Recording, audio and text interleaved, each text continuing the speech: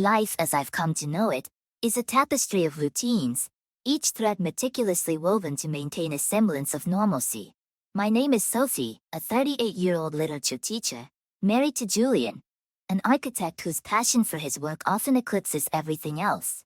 Together we have two children, a 13-year-old daughter and a 10-year-old son, both engulfed in their own worlds of adolescence and primary school adventures. Our mornings are a predictable flurry of activity. The alarm clock blares at 6:30 a.m., a siren tearing through the silence of dawn. I shuffle out of bed, often finding Julian's side already vacant, a cold reminder of his early starts. The preparation for the day begins in a systematic fashion. Brewing coffee, flipping pancakes, reminding the kids to brush their teeth, and double-checking backpacks. At work, the school corridors echo with the familiar cacophony of youthful chatter and locker slams. My days are spent in the embrace of literature, dissecting the intricacies of prose and poetry with students whose interest in the subject varies from passionate to non-existent. I often find solace in the words of the authors I teach, their narratives a subtle escape from the mundanity of my existence. Evenings at home are a mirror of the morning, structured, timed, and predictable. Julian usually arrives late, his face etched with the day's fatigue, often bringing work home. Dinner conversations revolve around mundane topics, school projects, neighborhood gossip, and the occasional planning of family outings that rarely materialize due to Julian's hectic schedule. In the quiet hours after the children have succumbed to sleep and house hums with the silence of the night, I often find myself sitting at the kitchen table, a cup of tea in hand, staring into the void. These moments are my silent companions, a time to reflect on the day gone by and the one to come. A repetitive cycle that defines my existence. It was during one of these evenings that the past decided to re-enter my life. An unexpected message on social media. A simple hello from Thomas, a former student, now a writer. Little did I know, this innocuous greeting was the first ripple in the calm waters of my life, a precursor to the storm that was about to unfold.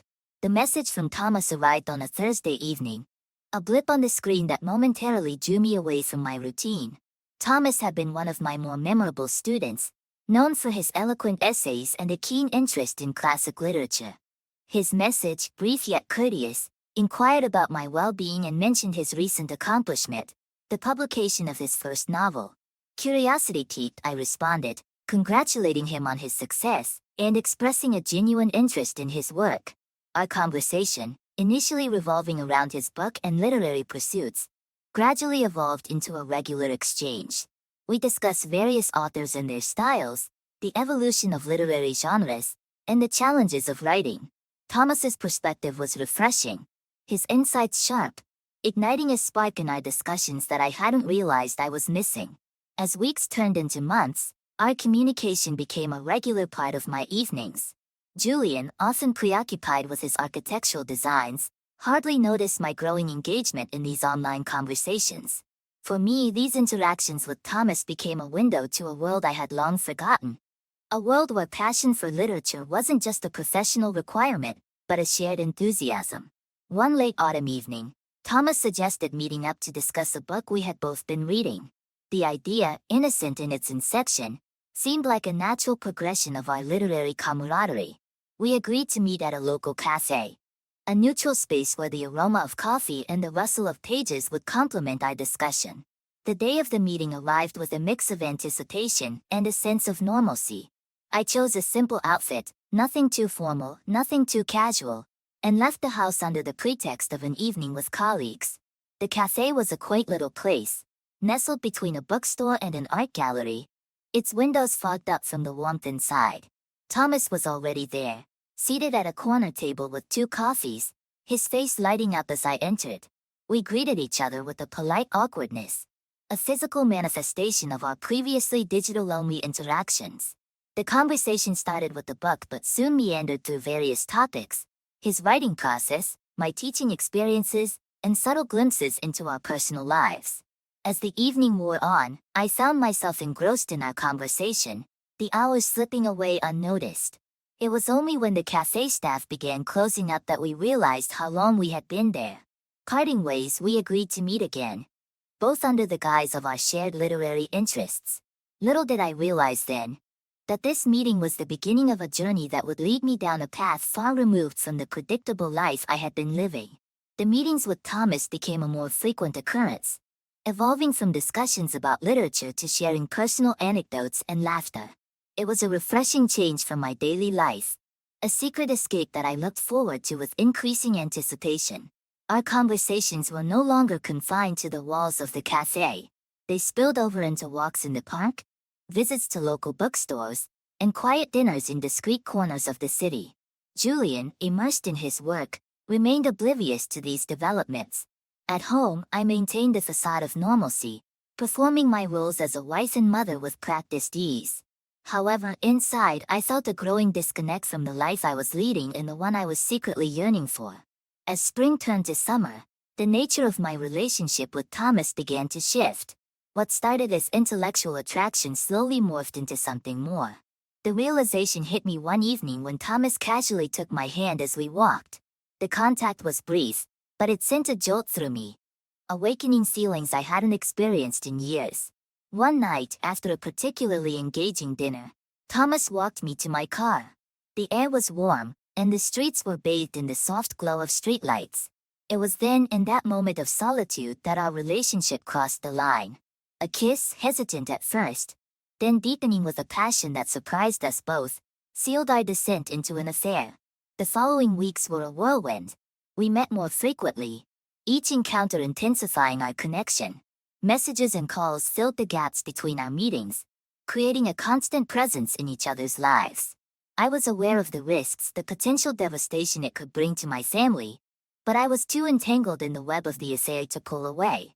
Despite the guilt that gnawed at me, I continued to meet Thomas. Our liaisons were carefully planned to avoid suspicion, often under the guise of work-related meetings or outings with friends. The thrill of the secret, combined with the intensity of our connection, created a bubble around us, isolating us from the reality of our actions. As autumn approached, the inevitability of our situation began to weigh on me. I knew that what we were doing was wrong, that it was only a matter of time before our secret world would collide with reality. The thought of hurting Julian and my children filled me with dread, yet I felt powerless to end the affair. It was a precarious balance, a dance on the edge of a precipice, and I was all too aware that one misstep could send everything crashing down. But in the midst of it all, I was unable to resist the pull of the affair, caught in the grip of something that felt larger than life, yet fraught with the potential for destruction. The precarious balance of my double life began to unravel one evening in late autumn. Julian, who seldom pried into my affairs, accidentally stumbled upon a string of messages from Thomas on my phone. The messages, laden with endearments and plans for future meetings, laid bare the truth I had been hiding. Confrontation was inevitable. That night, as I returned home, I was met with the somber silence that blanketed the house. Julian sat at the kitchen table, my phone beside him, his expression a mix of hurt and disbelief. The air was thick with tension as I braced myself for the inevitable. "Is there something you want to tell me?" Julian's voice was calm, but it bore the weight of 1,000 unspoken accusations. The words caught in my throat, guilt and fear intertwining, rendering me momentarily speechless. The conversation that ensued was a painful unraveling of the lies I had woven. Julian's questions, direct and piercing, demanded honesty, and with each answer, the facade of our marriage crumbled. I admitted to the affair with Thomas, trying to explain the how and why, but the words sounded hollow even to my own ears. Julian's reaction was a mixture of anger, hurt, and confusion. He struggled to comprehend how I, the woman he had loved and trusted for over 15 years, could betray him in such a manner. The questions he asked were ones I had asked myself countless times. Why did I do it? What was I looking for? Did I ever think of the consequences? That night, the house felt colder than usual, the walls echoing with the remnants of our shattered trust. Julian slept in the guest room, a physical manifestation of the emotional chasm that had opened between us. The reality of what I had done, the magnitude of my betrayal, began to sink in. In the days that followed, our home became a battleground of emotions. Julian oscillated between anger and sorrow, while I grappled with guilt and regret. Discussions about the future of our marriage were fraught with uncertainty. Julian was clear about one thing: the children should not be made to suffer because of our issues. I suggested counseling, a desperate attempt to salvage what was left of our marriage. Julian, though hesitant, agreed. It was a small glimmer of hope in an otherwise dark situation. However, the path to healing was fraught with obstacles, the foremost being whether we could ever rebuild the trust that had been so thoroughly broken. As we embarked on this uncertain journey, I couldn't help but reflect on the irony of my situation. In seeking something that I thought was missing in my life, I had risked everything that truly mattered. The affair, which had once seemed like an escape, now felt like a chain that bound me to a future filled with uncertainty and remorse. In the wake of the confrontation, the atmosphere in our home became one of palpable tension. Julian and I moved through our days like strangers, our interactions limited and strained. The children, sensing the shift, reacted in their own ways. Our daughter became quiet and withdrawn, while our son displayed bouts of anger and confusion. Amidst this turmoil, I continued to grapple with my own turmoil. The affair with Thomas now ended abruptly, left a void, but it was overshadowed by the guilt and the pain I saw in Julian's eyes every day. I knew I had to make things right, not just for my sake but for our family. Julian, for his part, was torn. The man I knew, who once spoke of forgiveness and understanding, was now distant, his pain evident.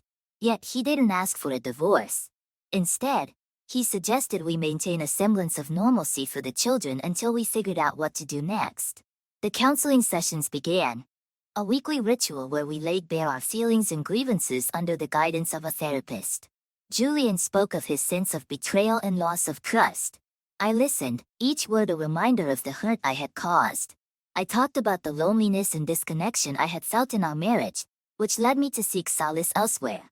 The therapist worked with us to understand our emotions and to find a path towards healing or closure. Meanwhile, Thomas tried to reach out to me, but I ignored his attempts. My focus was on repairing the damage I had caused to my family. Yet, the strain of the situation was evident. Our home, once a haven of love and laughter, had turned into a place of silent battles and unspoken grief. As the weeks turned into months, Julian and I made an effort to be civil to each other, especially in front of the children. We attended school events, had family dinners, and maintained the routines that had anchored our family life. But the undercurrent of tension was always there, an invisible barrier that kept us from truly reconnecting. The turning point came one evening when our daughter, unable to bear the silent conflict, broke down in tears. She begged us to stop pretending and to be honest about what was happening. That night, Julian and I had a long heart-to-heart conversation. It was the first time since the confrontation that we had really communicated. We talked about our marriage, our children, and what we both wanted for the future. The conversation was difficult, but it was necessary. It became clear that while Julian was willing to work on our marriage, the path to rebuilding trust was going to be long and uncertain. The possibility of our family staying intact seemed slim, but we agreed to keep trying for the sake of our children. The chapter closes with Sophie reflecting on the complexity of their situation, recognizing the long road ahead in either healing or parting ways, and the impact their decisions would have on their family. The challenges of rebuilding our family were compounded by an unexpected factor, Thomas. After I had ended our affair, I hoped he would respect my decision and move on. However, it became apparent that Thomas was not ready to let go. His attempts to contact me grew more frequent and insistent, shifting from regretful messages to outright pleas and eventually to thinly veiled threats. Thomas's persistence added an extra layer of stress to an already strained situation.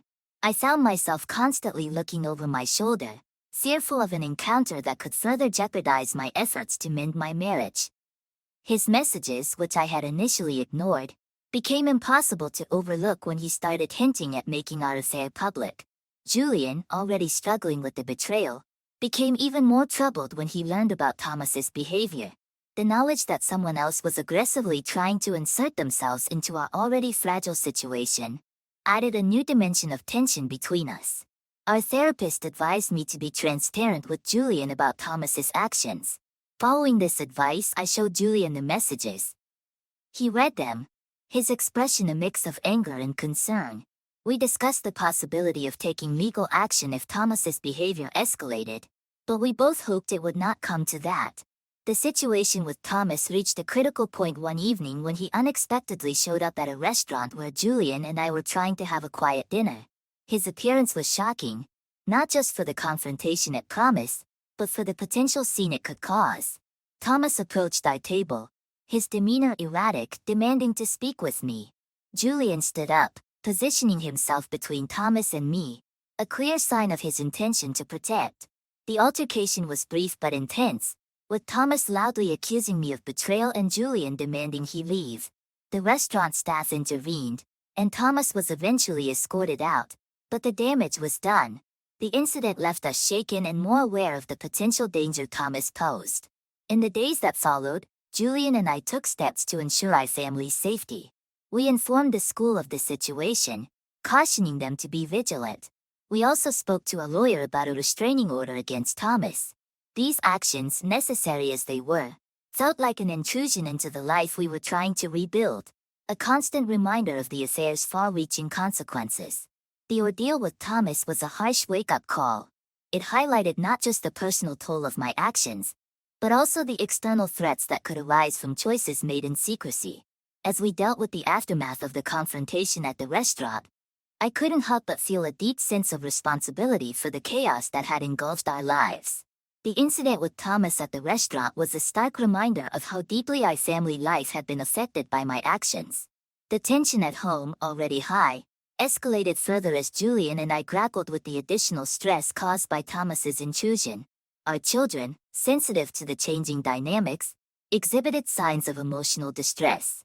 Our daughter's performance at school began to suffer, and our son became increasingly withdrawn. Julian and I were struggling not just with our personal issues but also with the need to provide a stable environment for our children.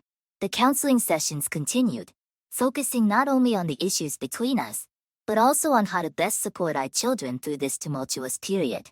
We sought guidance on how to communicate with them about what was happening in a way that was age-appropriate and reassuring. Despite the challenges, Julian and I made concerted efforts to maintain a semblance of normalcy for the sake of our children. We kept up with family routines, attended school events together, and tried to ensure that home life remained as stable as possible. However, the strain was evident. Our interactions, though civil, were often forced, and the distance between us was palpable. During this period, I reflected a lot on my choices and their impact. The affair, which had started as a means of seeking something missing in my life, had spiraled into a situation that threatened the very foundation of my family. The guilt I felt was overwhelming, compounded by the sight of my children's confusion and pain. Julian, despite his own hurt, showed a remarkable strength in dealing with the situation.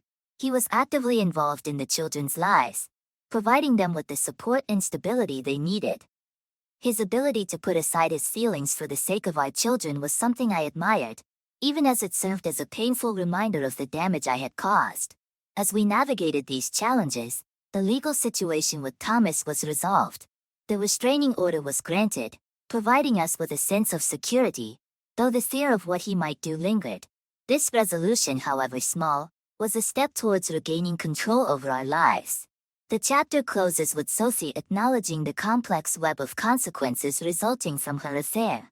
The realization that her actions have caused deep and possibly irreparable damage to her family weighs heavily on her, even as she and Julian strive to navigate this challenging period together. As autumn gave way to winter, the fragile equilibrium in our household began to shift. The combined weight of the affair, the issues with Thomas, and the ongoing strain on our family took its toll. Julian and I, despite our best efforts, were drifting further apart. The gap that had formed between us seemed insurmountable, and the counseling sessions, once a place for open communication, became a forum for airing grievances and disappointments. The realization that our marriage might not survive became increasingly apparent. Julian, once willing to consider reconciliation, began to speak of separation as a real possibility. The discussions about our future, which had been tinged with hope, now took on a tone of resignation. During this period, our children continued to struggle.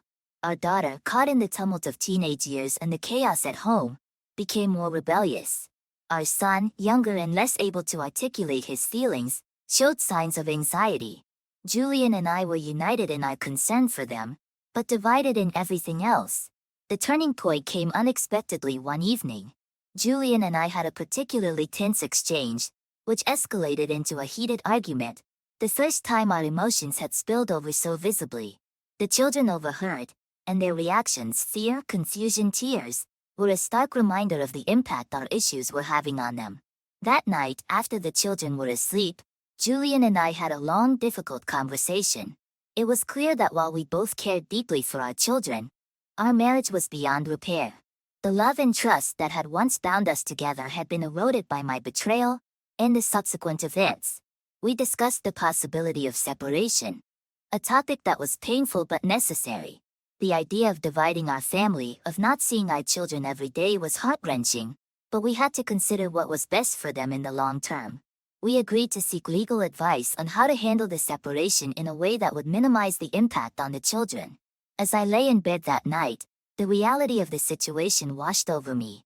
My affair, which had started as a misguided attempt to find validation and excitement, had led to the unraveling of my family. The enormity of my mistake was clear, and the knowledge that I was responsible for the pain and destruction in our lives was a burden I would carry with me. This chapter marks a pivotal moment in the story, where Sophie and Julian come to terms with the fact that their marriage cannot be salvaged, and begin to face the reality of separation, all while trying to protect their children from further harm. The decision to separate, once spoken aloud, set in motion a series of actions that felt both necessary and heartbreakingly final. Julian and I began the process of disentangling our lives, a task that was as much legal and logistical as it was emotional. We met with lawyers to understand the implications of our separation, and to ensure that our children's well-being remained at the forefront of any arrangements. Our home, once filled with the sounds of a bustling family, became a space marked by silence and unspoken sadness. We informed our children of our decision, trying to explain the situation in a way that was honest yet reassuring.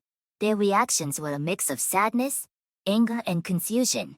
We reassured them of our love and our commitment to remaining active and present in their lives, despite the upcoming changes. The process of separation was methodical and, at times, overwhelmingly bureaucratic. We discussed living arrangements, finances, and co-parenting schedules. Each discussion, while necessary, was a reminder of the finality of our decision. Julian and I tried to keep our interactions civil and focused on practical matters, but the undercurrent of hurt and regret was always present. As we navigated this new reality, I found myself reflecting on the journey that had brought us here. The affair with Thomas, which had once seemed like an exciting escape from the monotony of my life, now appeared as a series of misguided choices that had led to the destruction of my family. The guilt and remorse I felt were profound, and I struggled with the knowledge that my actions had caused so much pain to the people I loved the most. Throughout the separation process, Julian and I maintained our commitment to our children. We attended their school events together, celebrated holidays as a family, and kept up with the routines that provided them with a sense of stability. But the dynamic had changed irrevocably. We were no longer a couple but two individuals coexisting for the sake of our children. As the final paperwork was signed and our marriage officially came to an end, I felt a deep sense of loss. The finality of the divorce was not just the end of our relationship, but the closing of a significant chapter of my life. Julian and I parted ways with a mutual understanding of the irreparable harm that had been done and a shared hope that we could both find a way to move forward, separately but with a continued commitment to our children. The chapter closes with Sophie coming to terms with the end of her marriage and the realization of the long-lasting consequences of her actions. The focus is on the practical and emotional aspects of the separation, and the efforts to maintain a sense of normalcy for their children in the midst of this significant life change. The finalization of our divorce marked the beginning of a new uncharted chapter in my life. The aftermath of the affair and the unraveling of my marriage left me in a state of introspection. I spent long hours reflecting on my choices, the hurt I caused, and the lessons I had learned from this painful journey. Life as a single mother was a new terrain filled with challenges and adjustments. I juggled work, parenting, and the responsibilities of running a household on my own. The time I spent with my children became even more precious, and I focused on rebuilding my relationship with them, being there for them in ways I hadn't been before. Julian and I settled into a co-parenting routine, communicating primarily about matters related to the children. Despite the end of our marriage, we shared a common goal of ensuring that our children felt loved and supported. We were no longer partners, but we remained connected through our shared love for our kids. The experience with Thomas, which had once consumed me, now felt like a distant memory, a chapter one wished to leave firmly in the past. I learned that seeking fulfillment outside of my marriage had not only hurt those I loved, but had also led me away from confronting the issues in my own life and relationship. As the seasons changed, so did my perspective on life. I began to find joy in the small, everyday moments, reading a book in silence, watching my children play, and finding satisfaction in my work. I started attending a support group for individuals, which provided a sense of community and understanding. Sharing my story and hearing those of others helped me realize that while my choices were my own, I was not alone in facing the consequences. I also embarked on a journey of self-discovery, exploring my interests and passions, some of which I had neglected over the years. I took up writing, a hobby I had always loved but never pursued seriously.